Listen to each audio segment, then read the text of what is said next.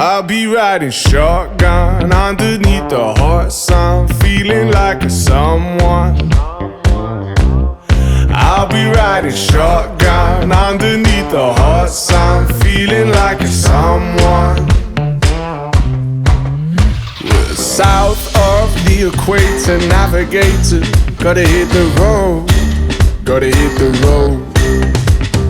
Deep sea diving round the clock, bikini bottoms, lager tops. I could get used to this. Time flies by in the yellow and green. Stick around and you'll see what I mean. There's a mountain top that I'm dreaming of. If you need me, you know where I'll be. I'll be riding shotgun underneath the hot sun, feeling like a someone. With Mo Haber's team to the moon. By the way, did you get in on all the stock market frenzy during this off season? I did. I'm not a stock market guy. You're not JT day trader. Okay, you can keep it to softball. That's fine. JT, we have a team here drafted by Mo Haber. He had the first overall pick after Yedid went. He had the first player off the board, and he went with the big boy, Steven Shalou. And then he celebrated, he threw his cap in the air when MC was still available in the second round. I think he got both his choices that he wanted. I think he wanted MC over Farka. I think he wanted MC over all the guys that went before him. I think maybe Ali went before him. And I think he was thrilled with what he got here. No question. You said it right, Norm. Michael, he has 2 first-round picks on his team. Michael Cohen's the second best player after Zach, position player, no pitchers. The next best player in the league is Michael Cohen. Wow. It's not even a question. He's got the speed. He's a machine at the plate. This league hasn't seen it yet. A lot of guys have, but a lot of the guys haven't. The YMSL guys, some of the guys that don't play in the night league. He's the second best player after Zach. So they got him, and they got Shalou, who's the third best player. So they have not only 2 first-round picks, but they have 2 top 5 players. Great start. And then they went with the next best player, Hannon, who they needed to lock up. They got the pitcher. Everyone, no one wanted the last 2 pitchers of the draft. Everyone wanted their pitcher, and they locked up Hannon. It was a great pick. I loved it. They took him really early. I think he went earlier than he's ever gone before, possibly. Yes. And you like the pick over any of the other pitchers they could have taken. They took him before Jeffrey Saka. They took him before your boy from Philly, AB pitcher Cohen, and Leo, and everybody else. They took him before guys that have won rings before, but you feel that Hannon was the right pick in that spot. So Hannon, he's never even won a playoff series, Hannon. That's Correct. a fact. He's never won a playoff series, but he on any given Sunday, he could be the best player on the field. He's got great stuff, and he could hit. His hitting's gone down, but it's still a threat. He's a threat at the plate. He's got to improve on his hitting. He's got to stop swinging and missing. He's got to stop foul-tipping balls as if he's facing like Clayton Kershaw. He's foul-tipping balls. It's a meatball. He's got to get his bat on the ball. But when he's going well at the plate, he's as deadly as they come. And when he's pitching great, he's up there with Max Yedid, and AB, and AB Sackett. It's no question. He has the stuff. Okay. But I would have gone Eddie Harari. And picked a player there, and then got Eddie Harari. But he went Hannon, and then he went player, which is no problem because I love Juber. Great player. Did you like Juber at where he was taken? Juber loved where he went, and it's his son. So it's a no-brainer. No-brainer because it's his son. And it's his son. I would have picked him 30, 31. He went 28, I believe. Okay. And it's his son, so it's a no-brainer. Okay. So I have an issue with this team, by the way. Tell me. I don't love their outfield. I love MC, but I don't love Albert Zolta This is funny. or Kushner, and I know you're high on both of them. Are you? Because this is the Oriole outfield, except JT's here. right. Well, Albert Zoltan left, Kushner and right with Louis Franco. Okay. So I think it's good enough to win. okay, but let me tell you something about Al Zolta. Even though he had a decent average last year, I didn't like the way he was hitting the ball. I didn't hear one bang off the bat. It was soft contact. I didn't love what I saw from Al Z. And Kushner, I had enough of hearing about how he batted in the night league, but then he comes here and he can't bat half of that. There's something going on where it doesn't translate for some reason. So you're not wrong about Zolta. Sometimes he gets into these little funks where he's not hitting the ball on the screws, and it drives you crazy because I've seen it so many times where he hits the ball on the screws, and it's like, why are you not hitting it? You know, just keep it. So he does get into that funk. Kushner, I'm a huge fan. I'm a huge fan of both these guys. Not only because I won with them, because I just like them. I think they're both line drive shooters, and they're both good enough gloves. They're both not outstanding gloves, but they're more than good enough to win. We've won with them.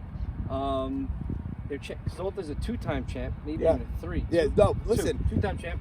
And Kushner's also a two-time champ. So I like them all. I like what he brings to the table, LZ, in the intangibles also. He knows the game. He's a Zolta, so that's always good. The Zoltas know baseball, that's for sure.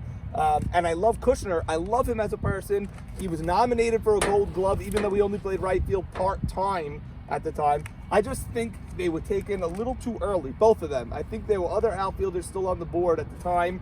And, you know, he's given him the full-time job in right. As soon as he was drafted, I told Mo Haber, I go, listen, we're playing on Fridays in the playoffs. That's the way we're going this year. I don't want to hear the nonsense. I don't want to hear the problems. I don't want to hear any issues. But I think the outfield defensively and offensively, these are big bats that they're relying on. I think that's the question of this team, because then you also have, like, you have Sammy Esses at third. He played great last year defensively at third. I'm not sure how well he hit or not. He could hit. He could hit. He's a good hitter. He's a player. He's solid. He's a 7-8 hitter. Okay. He's a professional. Hits the ball to the opposite field. He's got a little pop, and he's slow. He's not a good. He doesn't run well, but he's a productive hitter. Okay. Shalou, we don't have to talk about, and MC, we don't have to talk about. They're hitters. They're defensively. They're great. Top 5 in the league. They're great. No questions there. Carlos, you have. I don't know how they're going to do this. Is Juber going to short center? Yes. So Carlos is going to second, you think? Carlos was tremendous last year at second base. He was unbelievable. Okay. And Juber is a great short center, so they'll definitely switch that. Also, Penny, you forgot him. He can go out here. God forbid if these guys are going to be able to handle it, but you know, you weren't so high on them defensively. He could definitely play the outfield. So they have 4 outfielders. Okay, and if JT, one's missing. we knew we had a ton of outfielders in this draft. Why was it Penny, of all people, that got drafted in the 12th round? I mean, he's not a 12th round player. I think this was actually one of Mo Haber's better picks because he hit terrible last year, but he'll make the plays in the outfield. I think he's going to find himself into the outfield. I don't think he'll find his way. I think they're going to platoon. I don't think he's going to take over and start 2 over anyone. Okay. I think they're going to platoon. They could mix match. Kushner could play left, Zolta could play right, Penny could fill in here, Penny could fill in there. They can really do whatever they want. But you want to keep guys comfortable. You want to keep guys in the same spot. So that's Maurice Haber's job. He'll figure it out, I'm sure. But Penny, to answer your question, Penny, because Penny's not really, he's not really well known. He's in the league 1 year. No one really knows him. And he didn't I know play Mikey, well with him. Mikey loves him. It's his boy. But Mikey's his boy. But Mikey's not in the league anymore. So now, no one knew him. So he fell to the 12th round. Let me ask you this, okay? Because you're a captain, and I know you think of when you're shorthanded also. They have plenty of outfielders. They have Penny on the bench. They have Carlos that can play A, B, or C if they're missing a guy. Yeah. No problem. And he can play outfield. Can he also play outfield? Okay. If they're missing an infielder, they don't have many options. If they're missing an infielder, if they're missing Esses, Shalou, Carlos, Juber, or Mo for 1 game, wow, they don't have anybody. I don't know where Great Leon call. plays. Penny's not Great now. call. Right. So, Kushner could play a little infield. Leon cannot. He's not. He tries, but he's not an infielder. Definitely not. He's more of a DH. if Sammy misses a game, who are you putting at third base? Carlos? Good question. Never seen him play third in my life. So Maurice Haber, you're right. They don't have great spot, Norm. They don't have depth in the infield. It could hurt them. It also may not, may be a moot point. They may all be there, and it may not come back to bite them. I've never seen that before. Usually, when I'm drafting, I always try to get 4 outfielders. Yeah. Always. All my teams have a 4th outfielder. But I never ever think of the infield because there's always a guy that could just play the infield. But on this team, you don't have that. The beauty of a guy like Carlos is literally very rare. he could play Yeah. left, center, right. I guess Yeah. he's going to play short center this year or second. He could definitely play second or short center. He has played short even. I haven't seen him play third, so he's the flexible guy. But again, if you're missing one of these infielders, you have nobody. Now let's go to Hannon. You mentioned he hasn't won a playoff series, which is crazy. I mean, he's probably the only pitcher that hasn't won a playoff series. It's really wild. But last year, he pitched so well. In the play-in game Tuesday night, I think he threw a shutout or 1 run or something. He pitched phenomenal. And in the game they lost, they let him down. He pitched his heart out. So I think it's just more coincidence than anything at this point. And I think he can win a playoff series. I just don't know if he can do it with this team, to tell you the truth. So, I mean, look, Michael Cohen, Shalou, Hannon, Juber, the bats are a little bit light. Zolt is a good hitter. Kushner's a good hitter. Maurice Haber's solid. Esses is solid. He can hit. He's been declining at the plate, not the same, and he also doesn't have his speed anymore. He has some bad hamstrings, Carlos, and he just doesn't have that speed anymore. So it affects his hitting. It's just he's not that threat. But he can still hit. He could poke his way on. The team offensively is definitely a little bit light. They have the pitching, and their defense is solid. I actually thought this team was better, but now that we're here talking... That happens a lot, by the way. When you look at it... Now that we're here talking, breaking it down, I really was very high on the team. Somewhere middle of the pack. I still think it's middle of the pack, but maybe a little bit trending down. I'll give this team a B-.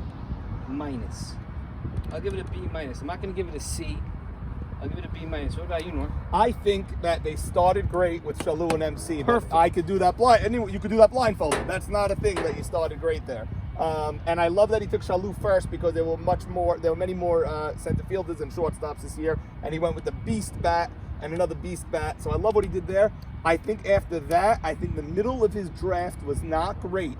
And he's thrilled with it, and he's very happy with it, and I'm sure their team is going to rally behind this.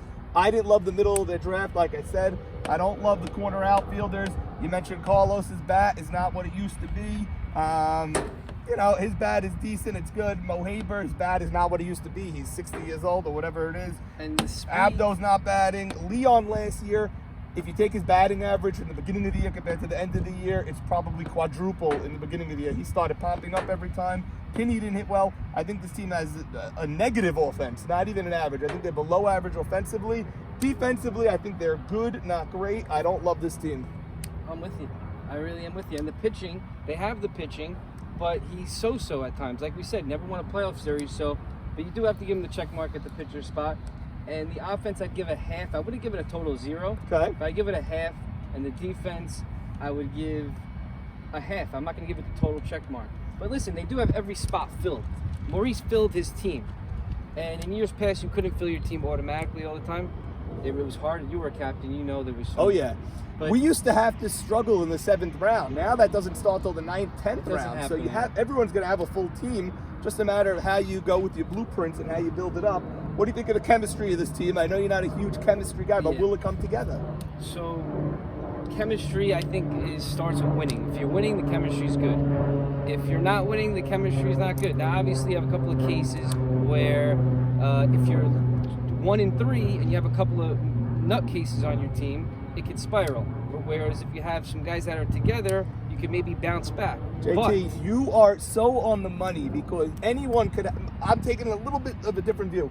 If you're 3-1, everyone's going to have chemistry. Yeah, you're great. You're this. I could use another at bat. Maybe one guy will say, but that's it. Yeah. When you're 1-3, can this team come together? Can Mo Haber keep this team together if they're 1-3? Yeah. Is MC? You know him better than I. Kid. Is he a stat guy or is he a team guy? Team guy. Okay, Shalou is a team guy also. Yeah, no. I got to know him lately. Quiet kid, quiet, very good leader. Good leader, yeah. Great leader. No, Carlos is a great leader. Carlos is a great kid. So we like So this. he's and Juber, he can get wild, but he's next to his dad. Right. He can get a little vocal. He can get a little lippy, but he's good. He's not detrimental at all. And Hannon's not detrimental either, is he? No, but Hannon has some on the mound sometimes he could I don't know. He has these situations sometimes where he gets rattled and then he gets a little angry and then you see him walking off the mound. And then the guy's grabbing him, come back.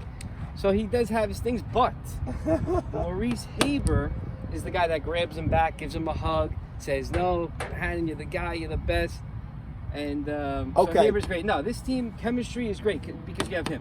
He's one of the best. Yes. Now He is the best. I Him played and for Daniel are the Haber best. so many years. Him and Daniel Tao are the two best leaders in the league. Now let's go back a few years because Mo Haber, people don't know this, how good of a hitter this guy was in his heyday. Huh? He was phenomenal. Yeah. He was a phenomenal hitter. Double, double, double, double. He was a real legitimate hitter, Yeah. but he was a better captain than he was a hitter. He's a great captain. He's great at figuring out the lineup. He's great at making adjustments. He's great at getting everyone to play. These guys will get their chance because I played for him and I had some rough years and he always gave me a chance to play.